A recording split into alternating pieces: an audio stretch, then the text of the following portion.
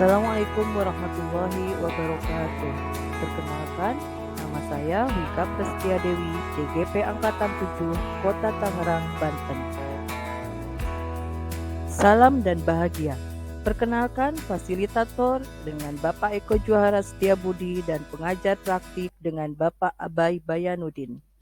Video kali ini akan memberikan tema budaya positif pada tugas 1.4 aksi nyata membagikan pemahaman dan pengalaman dalam menerapkan kepada rekan-rekan sejawat. Warahmatullahi wabarakatuh. Terima kasih atas waktunya kepada Kepala Sekolah, Bangsa, kemudian kepada semua guru SMK Al-Istihad untuk memberi kesempatan kepada saya pembahasan dalam disiplin positif di Bapak Guru. Selama 3 bulan, saya mulai dari bulan Oktober itu sudah pendidikan dan orientasi pertama untuk mengikuti CGP calon guru penggerak. Saya harap Bapak Ibu di sini juga nanti lihat CPKB-nya, kemudian ikuti petunjuknya gitu ya. Karena saya yakin terlebih orang yang seperti saya bukan dari lulusan pendidikan itu ilmunya sangat bermanfaat sekali. Itu bagaimana tentang psikologi kita terhadap penanganan anak. Kemudian memimpin di dalam sebuah, kalau di perusahaan besar gitu ya, karena dunia kita dalam dunia pendidikan, maka ini mati-mati ya. Nah, perjalanan saya selama ini juga gara-gara saya kecil saya letak gara-gara ya takut yang gara-gara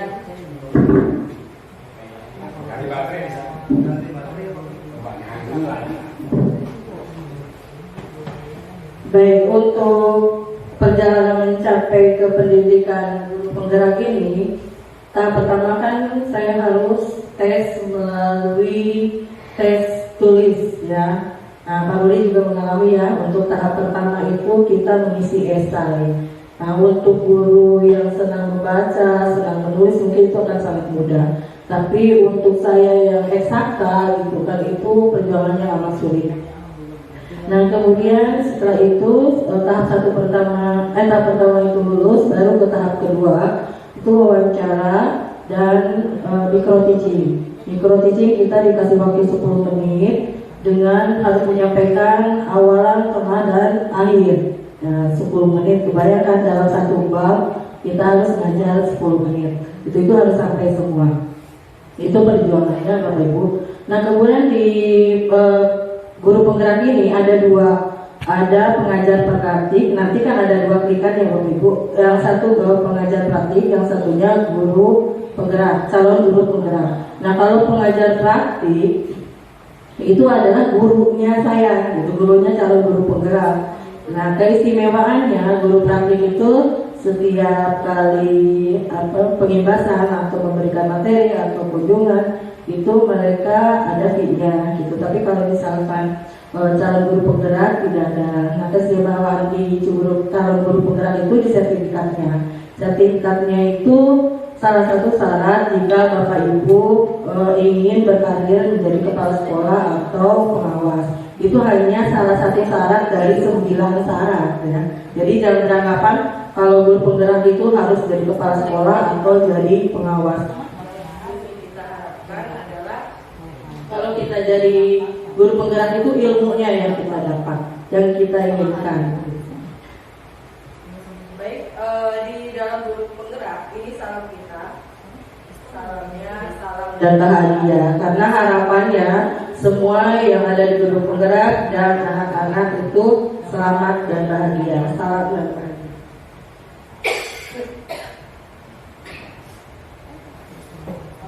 Kemudian saya CGP Angkatan 7 di Kota Tangerang. Ini dari 17 peserta di saya itu cuma 1 orang. Nah ini fasilitator saya, Pak Eko Juhara. Pak Eko Juhara Setiabudi, pengajar praktiknya Pak Abai Bayarudin. Nah kami sudah di modul 1.4. Jadi satu modul itu 3 bulan. Nah, dari 1.1 sampai 1.4. Nah ini untuk keputusannya saya kira tidak usah dibaca. Nah, yang kami pelajari pertama kali adalah ini. Pemikiran dari Ki Hajar Dewantara terkait dengan pendidikan anak adalah pendidikan dan pengajaran harus berpegang pada kodrat alam dan kodrat zaman peserta didik, siswa dan murid. Saya kira Bapak Ibu sudah tahu ya, kalau di agama kita kan pernah Sayyidina Ali ya kalau nggak salah mengatakan ajarkanlah anak-anakmu sesuai dengan zamannya, begitu kan? Nah itu Ki Hajar Dewantara mengambil dari situ, mungkin ya karena beliau karena di sini beliau mengatakan kita mendidik itu harus sesuai dengan kodrat alam dan kodrat zaman. Apa itu kodrat alam? Di sini dikatakan kekuatan atau potensi keadaan diri yang secara alamiah melekat pada diri masing-masing individu. Artinya karakter kan? Karakternya atau sifatnya, genetiknya yang sudah ada di dalam diri anak tersebut. Kemudian kalau kodrat zaman yaitu keadaan atau perkembangan zaman yang tentunya sekarang sudah di abad ke-21 gitu ya. Nah sesuai dengan pendidikan yang ada sekarang, kita tidak jauh dari gadget ya atau modernisasi dari anak. Nah penyeimbangnya apa? Jangan sampai memusuhi modernisasi katanya. Tapi kita harus bersahabat dengan itu. Jangan melarang anak untuk pegang handphone, karena semakin dilarang semakin dipegang, ya sih? Iya. Makanya apapun caranya, bagaimana caranya menyeimbangkan pelajaran kita terhadap anak di dalam kelas dengan memanfaatkan handphone tersebut, gitu. Nah, kemudian yang kedua filosofinya bebas dari segala ikatan, dengan suci hati mendekati sang anak, bukan untuk meminta suatu hak, melainkan untuk berhamba pada sang anak. Sepertinya kata-katanya berlebihan gitu ya, menghamba kalau di dalam sini. Kan kalau hamba itu cenderungnya kita kepada Allah ya, pada Tuhan. Nah ini hanya sebatas kata kiasan, maksudnya kita harus berorientasi atau berfokus kepada siswa didik kita, gitu, berfokus pada anak didik kita. Jangan selalu menuntut kamu harus nilainya segini sesuai KKM atau gimana, tapi kitanya tidak melaksanakan kewajiban sesuai dengan kewajiban sebagai seorang guru. Nah kemudian yang ketiga adalah Tuturi Handayani. Nah, ini yang 3 simbol ini, Ingarso Sing Tulodo, Ing Madyo Mangunkarso, dan Tuturi Handayani. Nah ini guru ini harus jika di depan bisa memberikan teladan. Nah kemudian kalau di tengah kita memberikan bimbingan, di belakang memberikan golongan. Saya yakin semua ini Bapak Ibu sudah lakukan, gitu ya. Karena kalau misalkan tidak melakukannya nggak mungkin jadi seorang guru. Bagaimana jadi seorang guru kalau tidak menjadikan sebuah teladan bagi anak-anaknya? Kemudian bagaimana mungkin seorang guru tidak memberikan bimbingan selama proses pembelajaran? Bagaimana mungkin juga seorang guru kalau anaknya bisa punya keinginan atau motivasi tidak didorong selagi hal itu positif?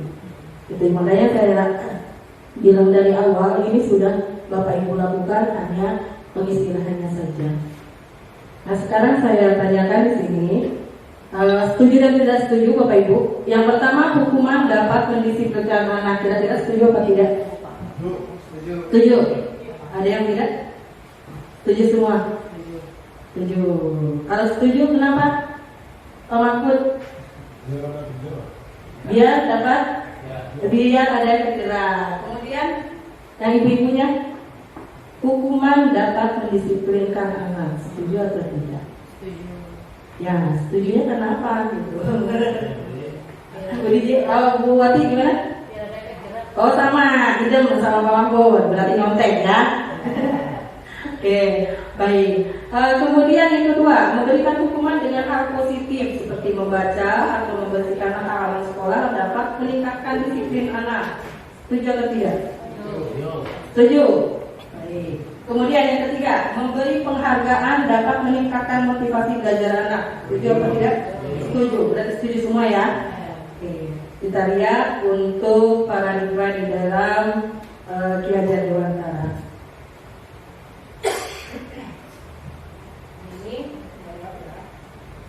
Baik, sebelum tadi jawabannya, di sini ada permainan, boleh dibayangkan atau boleh dilakukan. Jika ada A dan B, Anda dan teman Anda, berarti pasangan ya. Sobeklah secari kertas kecil, tuliskan benda sesuatu yang sangat berharga untuk Anda. Atau kita bayangin benda yang saking berharganya kita pegang, yang paling berharga kita pegang. Kemudian letakkan di salah satu tangan Anda dan genggam benda tersebut dengan segala daya. Buatlah sebuah kepalan. Kemudian temannya akan mencoba dengan sekuat tenaga dan dengan berbagai cara untuk meminta Anda memberikan benda tersebut. Bisa dengan bujukan, bisa dengan rayuan, bisa juga dengan ancaman, gitu kan? Bisa dengan menyuap, gitu kan? Supaya sampai dibuka nih, gitu. Apa aja agar dapat membuka kepalan tangan Anda. Kira-kira apa yang terjadi? Mau dibuka apa enggak? Kan kita ceritanya kita pegang sesuatu yang berharga menurut kita, gitu kan? Nah, ada pihak luar yang mencoba untuk membuka kepalan tangan kita. Kira-kira Bapak Ibu membuka atau tidak? Tidak. Kenapa tidak? Kebuka. Ada yang membuka, ada yang tidak. Tidaknya karena bujukankah atau karena diri sendiri? Diri sendiri. Karena diri sendiri. Membuka dan tidak membuka kepalan kita itu berdasarkan hati kita atau berdasarkan internal pihak luar? Hati. Berarti untuk membuka dan tidak membukanya yang mengendalikan adalah kita sendiri. Ya Bapak Ibu ya. Ya. Bagaimanapun upaya pihak luar untuk berusaha membuka, itu yang bisa membuka dan tidaknya adalah kita sendiri, gitu ya. Tadi kan bukan jawaban benar atau salah, keduanya memang benar. Mau buka silakan, tidak buka juga silakan. Kan itu sesuai dengan hatinya sendiri, gitu. Itu sebagai paradigma. Nah, kita lihat sekarang siapakah yang memiliki kontrol tadi ya, contohnya. Stimulus kontrol yang sering kita lakukan ya, stimulus responnya. Kita mencoba mengubah agar orang lain berpandangan sama dengan kita. Padahal yang harus kita rubah paradigmanya, yaitu kita berusaha memahami pandangan orang lain tentang dunia, gitu ya. Jadi kan selama ini kadang-kadang nih, misalkan kita lagi kesal sama seseorang, orang lain mempengaruhi supaya orang lain juga kesal sama orang itu, gitu ya. Padahal kan tidak begitu. Dan seharusnya kita dari tradisi sendiri-sendiri untuk mengubah menjadi lebih baik. Kemudian perilaku buruk dilihat dari suatu kesalahan. Tuh, yang sering kita terjadi, yang harusnya kita lakukan yaitu semua perilaku memiliki tujuan. Kayak tadi, kalau misalkan hukuman itu boleh apa enggak, itu kan punya tujuan masing-masing. Ya, bolehnya kenapa, tidaknya kenapa. Kemudian orang lain bisa mengontrol saya, itu yang sering terjadi. Ya, yang harusnya terjadi adalah hanya Anda yang bisa mengontrol diri Anda. Maaf ya. Kemudian langsung ke terakhir, model berpikir menang atau kalah. Ini yang sering kita lakukan. Misalkan melakukan sesuatu, benar apa enggak? Atau misalkan tadi ini positif atau negatif gitu ya. Tapi kalau untuk yang berpikiran ke depan, itu seharusnya berpikir menang dan menang. Gitu. Nah ini disiplin positif itu Anda bisa mengontrol orang lain, Anda tidak bisa mengontrol orang lain, hanya Anda yang bisa mengontrol diri sendiri. Kemudian semua perilaku memiliki tujuan. Kemudian model berpikir bersenang-senang, tadi ya, menang-menang. Kemudian kolaborasi dan konsensus menciptakan pilihan-pilihan baru. Dan realitas kita berbeda, kita berusaha memahami pandangan orang lain tentang dunia. Setiap orang memiliki gambaran yang berbeda. Kadang-kadang Kalau kita sudah di atas lupa, pengennya kan semua orang nurut apa yang saya katakan, gitu kan. Padahal sebaiknya menjadi seorang pemimpin itu kalau menurut dari si William Glasser, yaitu mendengar dari pihak bawah untuk saling introspeksi diri. Nah, maknanya yaitu belajar kontrol diri dan menggali potensi kita agar tercapai tujuan mulia, yaitu menjadi seorang yang kita inginkan berdasarkan nilai-nilai yang kita hadai. Yang tujuan terakhir sih sebenarnya kita melahirkan profil Pancasila, profil pelajar Pancasila, mulai dari beriman bertakwa, mandiri, benar kritis, berkebinekaan global, bergotong royong dan kreatif. Baik Bapak Ibu, nah tadi kan kita membahas tentang hukuman, sekarang tentang teori motivasi. Nah, untuk teori motivasi ini tadi kan ada motivasi dari eksternal dan internal. Ya seperti gegabah tadi kan, ada dari di dalam hati kita dan dari luar. Nah, kita umpamakan kalau misalkan kita sebagai seorang pekerja di sini, tentunya kalau misalkan yang paling gampang aja datang tepat waktu, datang lebih awal. Nah, itu kalau faktor eksternalnya apa yang terjadi apabila saya tidak melakukannya, gitu kan pembacanya. Kalau saya telat gimana? Kalau saya datangnya tepat gimana? Kalau saya datangnya awal waktu bagaimana? Itu masih faktor eksternal. Kemudian apa yang akan saya dapatkan? Masih mengharapkan sesuatu. Nah, itu juga faktor eksternal. Kemudian faktor internalnya itu saya akan menjadi orang seperti apa kalau saya melakukan kedisiplinan tadi. Nah, ini menurut Ki Hajar Dewantoro, merdeka itu artinya tidak hanya terlepas dari perintah, akan tetapi juga cakap buat memerintah diri sendiri. Nah, tadi dihukum dengan penghargaan. Gini maksudnya, kalau dihukum dengan penghargaan, kita memberikan reward pada anak, mungkin maksudnya baik, gitu ya. Misalkan dalam kelas kita belajar, ada anak memberikan jawaban gitu. Nah, di situ kita kan akan memberikan reward. Reward itu tidak hanya sebuah hadiah, ucapan selamat aja itu adalah sebuah reward. Tepuk tangan aja itu adalah sebuah reward. Gitu. Jadi penghargaan buat yang memberikan apresiasi kita kepada anak, gitu ya. Nah, di situ ternyata penghargaan ini menurut si Ali Cohen itu tidak baik katanya. Sebetulnya hanya kalau menurut saya sih hanya bahasa. Jadi penghargaan ini diartikan atau diganti katanya menjadi pengakuan. Nah, ini beri pengakuan secara khusus. Kemudian beri pengakuan secara pribadi, pengakuan kepada semua murid secara bergantian. Jangan sampai ada murid yang merasa dikucilkan, apalagi merasa dianaktirikan.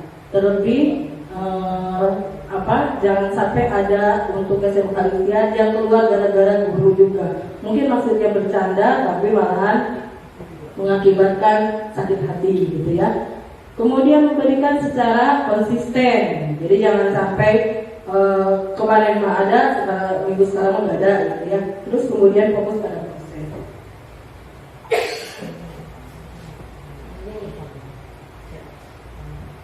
Nah, tadi ya, kita masuk ke dalam hukuman atau konsekuensi.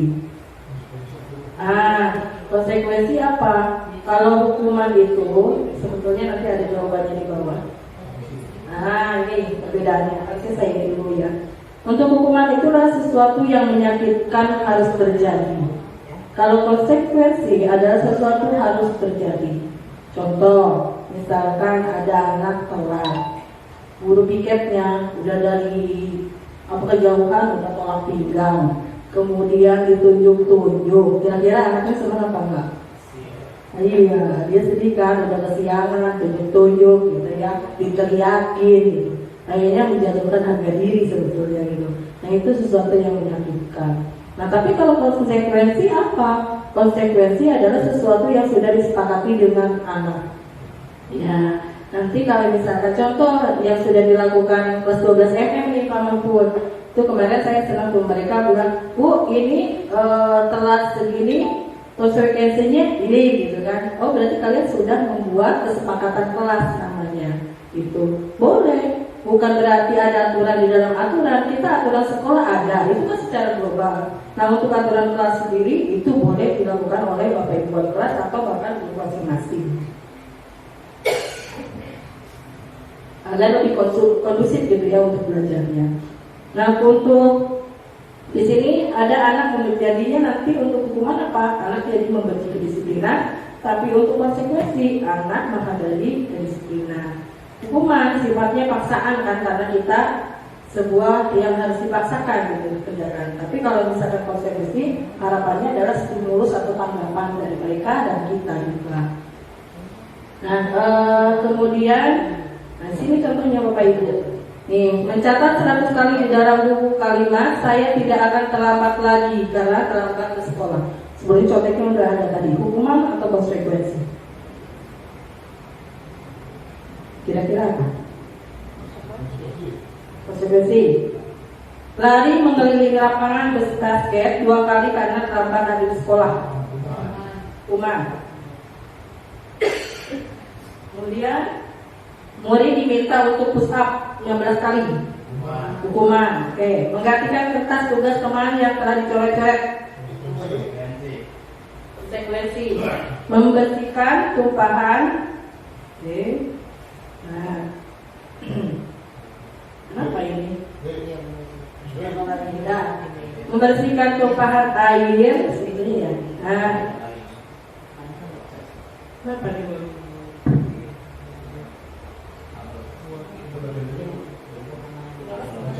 Bacain aja ya. Enggak sih, enggak.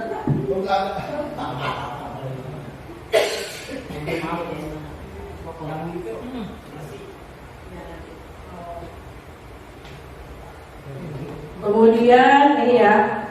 Nah, coba murid disuruh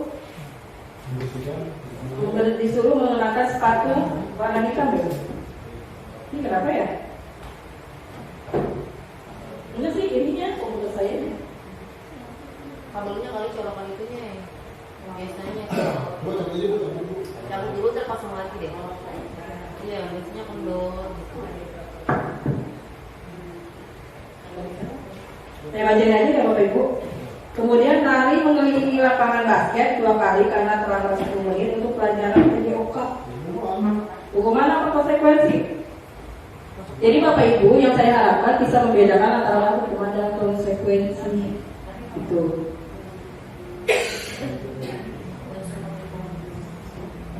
Konsekuensi ya. Nah ini jawabannya. Kalau mencatat 100 kali itu termasuknya hukuman Bapak Ibu, karena itu menyakitkan hati anak. Seandainya Bapak Ibu adalah orang tuanya, kebayang gak sih anak kita suruh nulis 100 kali di buku, kemudian saat ditulisnya cuma tadi, saya tidak akan terlambat lagi. Kira-kira mendidik atau tidak? Kan tidak. Nah, kalau kecuali kalau tadi ada kesepakatan kelas, ya kalau ada kesepakatan kelas itu boleh. Tapi kalau tidak ada kesepakatan kelas, itu tidak boleh. Itu masuknya ke dalam hukuman. Jadi anak bukan jerak, malahan dendam nantinya. Gitu. Kemudian lari mengelilingi lapangan basket 2 kali karena kelambatan di sekolah juga itu hukuman. Terkecuali dibedakan dengan yang PJOK tadi. Mungkin itu bisa jadi konsekuensi karena sesuai dengan pelajarannya. Tuh. Kemudian push up juga ternyata itu ada hukuman. Terkecuali kalau misalkan karakter sekolah kita membolehkan push up itu sebagai konsekuensi, gitu ya. Nah. Dilanjutkan dengan restitusi yang terakhir. Ya, restitusi terakhir ya.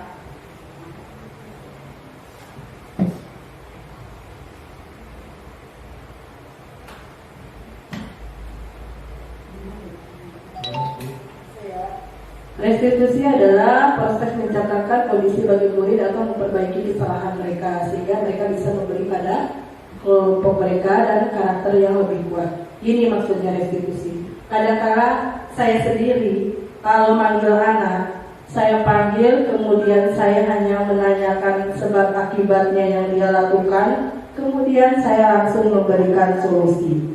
Itu yang saya lakukan.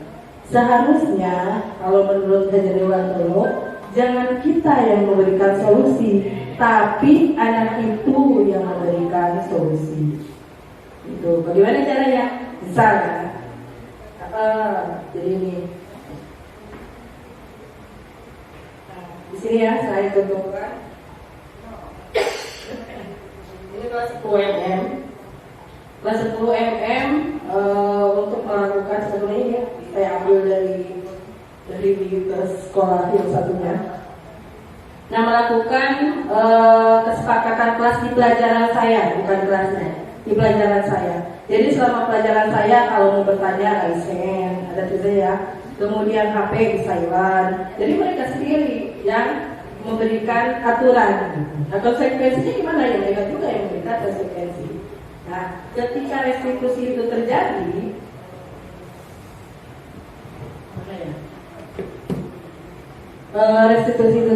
misal kemarin seidam. Nah, seidam itu saya kan hanya bertanya kenapa alasan dia telat, kemudian saya memberikan solusi supaya tidak terlambat bangun sekolah dia. Nah, harusnya yang saya lakukan adalah bertanya pada dia, kira-kira kamu kalau supaya nggak bangun telat harus gimana? Jadi dia yang memberikan solusi. Itu.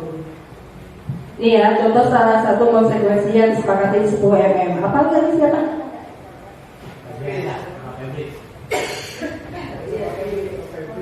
Si Febriansa.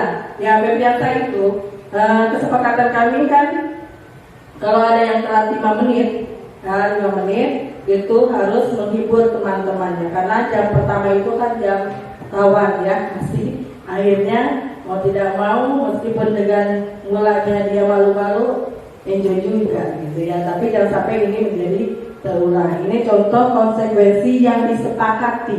Kalau disepakati berarti kan tidak ada yang disakiti gitu ya. Tidak seakan-akan kita menghukum, karena itu sudah disepakati. Mereka yang mengajukan, maksudnya kita yang memfilter.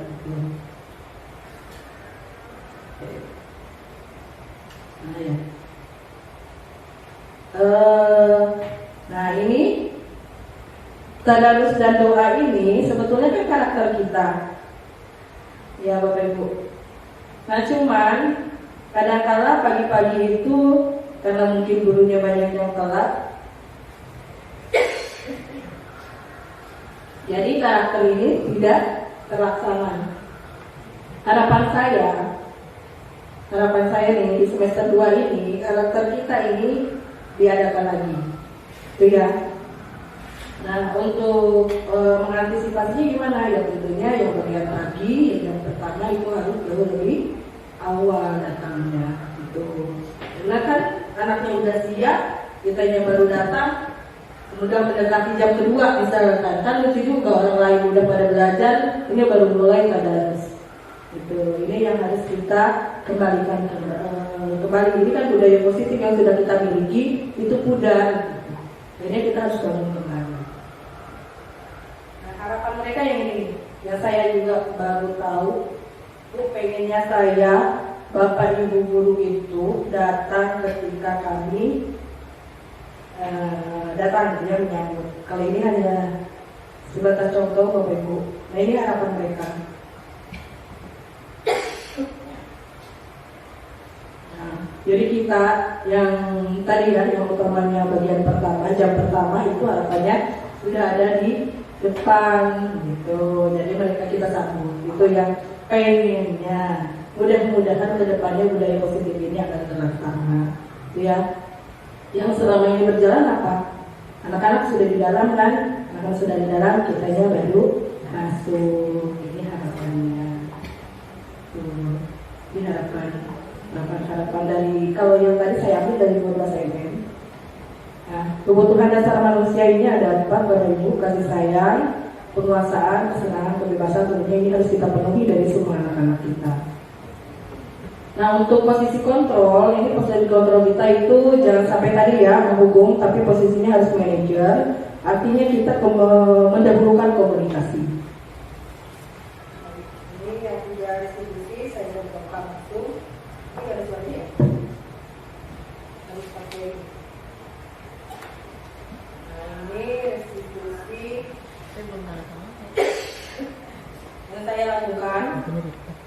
ceritanya anak ini sering terlambat mengumpulkan tugas, gitu.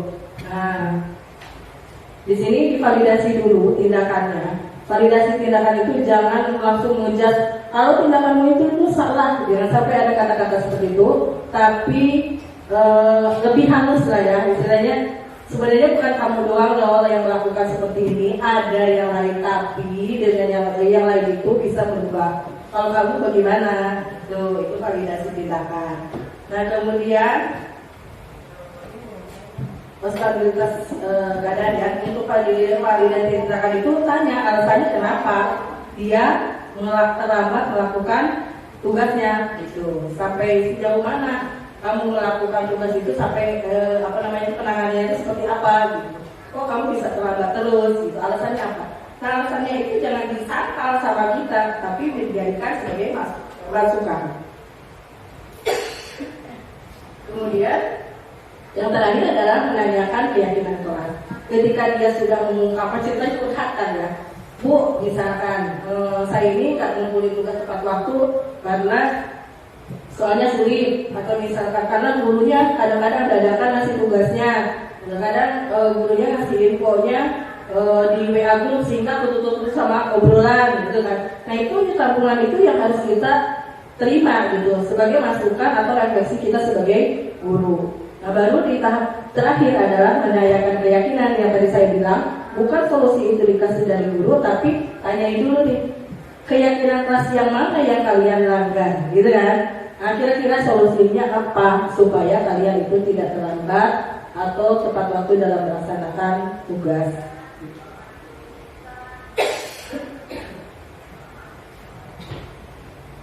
Baik, Bapak Ibu, terima kasih.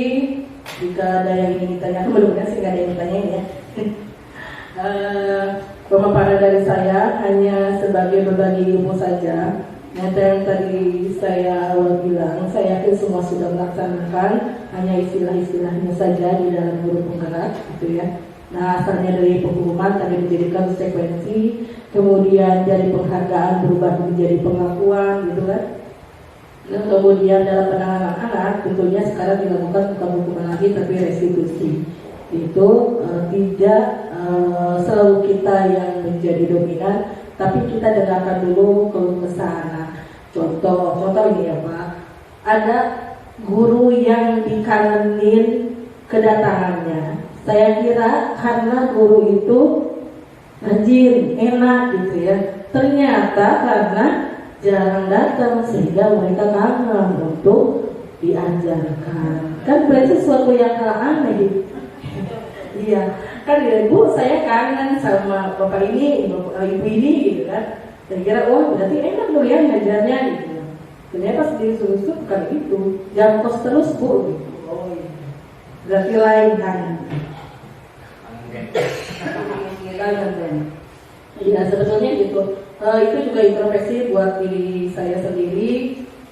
Bagaimanapun curhatan anak-anak itu kan harus menjadi introspeksi, tadi refleksi buat saya sendiri sebagai guru, gitu ya. Nah, mudah-mudahan ini juga menjadi pengibasan buat teman-teman semua. Bagaimanapun kita yang membangun, kita juga yang menghancurkan sebetulnya di istiadat ini. Dengan menghancurkan itu gimana? Ya tadi, dengan kepercayaan anak yang hilang, tentunya itu akan menjadi magnet yang buruk bagi yang lainnya. Nah, mari sama-sama untuk semester 2 ini, yang asalnya semester 1 males, semester 1-nya masih menduakan sekali istihad, kita profesional aja lah. Toh di sini juga sama-sama digaji ya. Kecuali kalau di sini free mungkin masih bisa dipikirkan. Ternyata jangan sampai istihad kalau hal-hal yang ada insentifnya rajin, gitu ya. Giliran kewajibannya itu nggak pernah datang.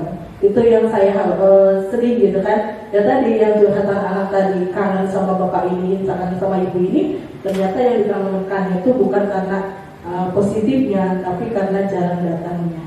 Itu Bapak Ibu. Terima kasih. Assalamualaikum warahmatullahi wabarakatuh.